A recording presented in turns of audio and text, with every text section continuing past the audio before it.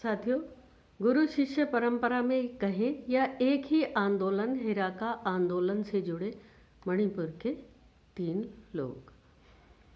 आदिवासियों के लिए उपनिवेशवाद के विरुद्ध एक सशक्त आंदोलन।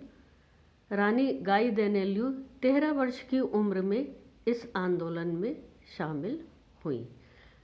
बिरसा मुंडा को पारंपरिक आदिवासी संस्कृति को पुनर्जीवित करने का श्रेय जाता है।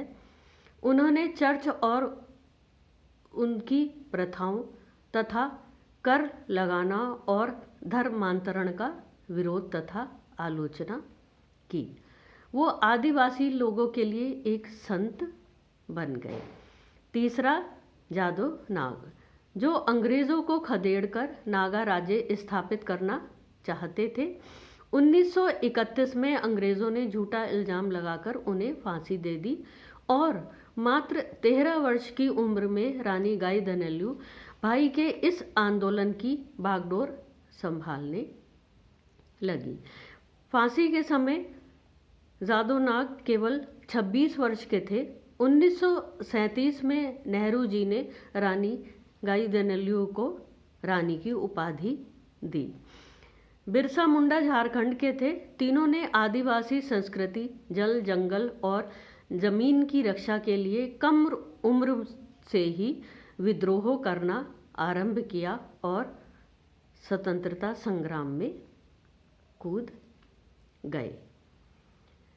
रानी गाइदिन्ल्यू को 1996 में भगवान बिरसा मुंडा पुरस्कार से सम्मानित किया गया। अब हम ज्योतिष विषय पर आते हैं।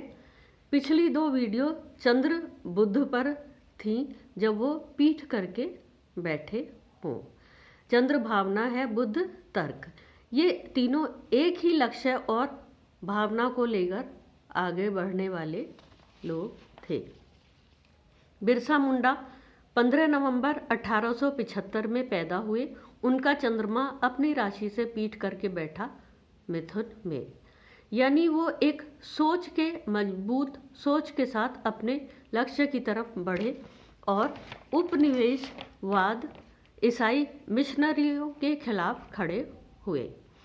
इसके बाद हुए जादो नाग। उनकी 2 तिथि प्रचलित है, 10 जून और 30 जुलाई 1905। मैं इसे ही सही मानूंगी। उनका चंद्रमा भी मिथुन में है। वो अपनी आदिवासी नागा जनजाति से बहुत मजबूती से जुड़े हुए थे। मात्र 26 वर्ष की आयु में उन्हें फांसी दे दी गई अंग्रेज़ों द्वारा। रानी गाइदिन्ल्यू का चंद्रमा उच्च का मिलता है। वो 26 जनवरी 1915 को जन्मी और भाई को फांसी दिए जाने के बाद मात्र 13 वर्ष की उम्र में ही भाई के आंदोलन की बागडोर उन्होंने संभाल ली।